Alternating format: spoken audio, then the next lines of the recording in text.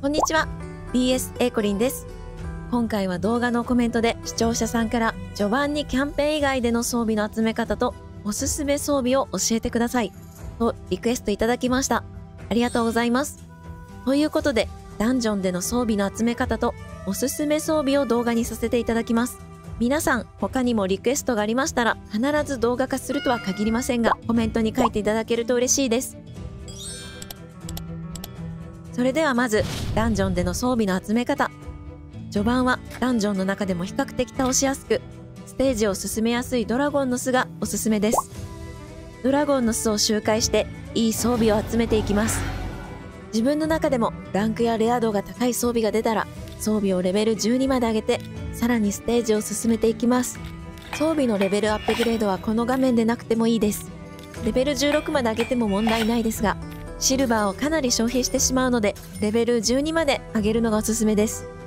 メインステータスはざっくりおすすめすると、ガントレットはアタッカーにクリ率やクリダメ、デバッファーや支援タイプは HP や防御、チェストプレートはアタッカーは攻撃や防御などのダメージの基準となるステータスにしたり、デバッファーは精度、支援タイプは HP や防御や耐性、そしてブーツはスピード、英雄を使用する場所によってはそれ以外。私はだいたい HP や防御など実数とパーセントのものがある場合はパーセントの方を使用することが多いです。サブステータスによる厳選はある程度進んでからゆっくりでもいいかなと私は思っています。かなりざっくり言いました。何をどう装備したらいいかわからない方は参考にしていただけたらと思います。これを繰り返していって使っている英雄に装備をつけていけばキャンペーンや他のダンジョンも進められるようになっていると思います。他には英雄のレベルやランクアップ、そして強化などもしていくといいと思います。ミニヘリカスくんのミニ知識コーナー。クラシックアリーナトークンの消費を決定すると利用期限の短いものから消費される？それとも受信トレイの中で古いものから消費される？答え、利用期限の短いものから消費されるでした。スタミナと一緒で利用期限の短いものから消費されます。それではダンジョンで手に入るおすすめ装備を上げていきたいと思います。装備の特徴も話していきますね。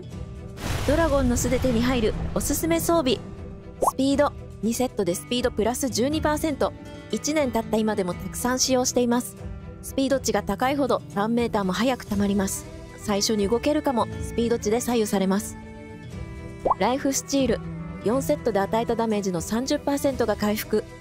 戦闘不能に陥りにくくなります。ただ毒のダメージには効果がありません。上位互換のブラッドサーストが集まるまでおすすめです。精度2セットで精度プラス40。デバフスキルを持つ英雄におすすめです。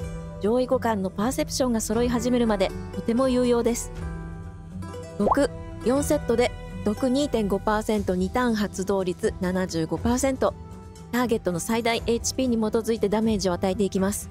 毒スキルを持つ英雄が手に入るまでデーモンロードに連れて行く時に使いました。すでに毒スキルを持つ英雄に組み合わせるのも効果的です。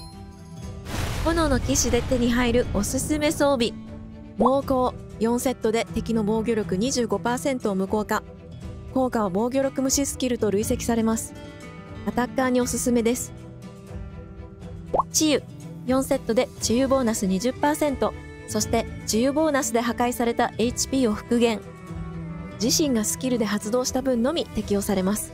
回復薬の回復量を上げたい時や HP 破壊をしてくる敵がいる場所などでおすすめです。クリティカルダメージ2セットでクリティカルダメージプラス 20%。上位互換はたくさんありますが、私はファクション王用の英雄に今でも使用しています。リジェネレーション4セットで毎ターン HP を 15% 回復。基本ステータスとボーナス値も加算したその英雄の最大 HP15% 分です。回復や蘇生薬におすすめです。アイスゴーレムで手に入るおすすめ装備。防御2セットで防御力プラス 15%。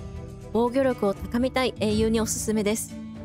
2セットで防御力を 15% 以上付与するのはこの装備だけです。報復2セットで 15% の確率で攻撃を受けた際にカウンター攻撃を発動。通常スキルで本来のダメージの 75% で反撃します。なので通常スキルが強い英雄やクラウドコントロール系デバフスキルがある英雄に特におすすめです。リフレックス4セットでスキルクールダウンの1ターン短縮効果発動率 40%。どのスキルが短縮されるかはランダムで決まります。方式としてはスキル構成が通常スキル、アクティブスキル1つ、パッシブの全部で3つのスキルの英雄に最もおすすめしています。通常スキルとほとんどのパッシブはクールダウンがないため、アクティブスキルのクールダウンが確実に短縮されるからです。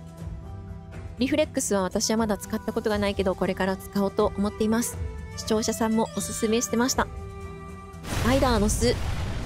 ここでは他のダンジョンのステージでは手に入らない装飾品、指輪、アミュレット、旗を獲得できます。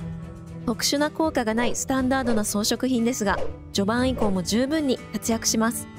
英雄が揃ってくるまでステージを進めるのはなかなか難しいです。ゆっくり楽しんでください。以上がダンジョンで手に入るおすすめ装備でした。おすすめは人それぞれなところもありますので、参考の一つになったら嬉しいです。ダンジョン以外の装備は機会があれば別の動画で解説したいと思います。最後までご視聴ありがとうございました。チャンネル登録とグッドボタンよろしくお願いします。次回の動画かライブ配信でお待ちしてます。またね。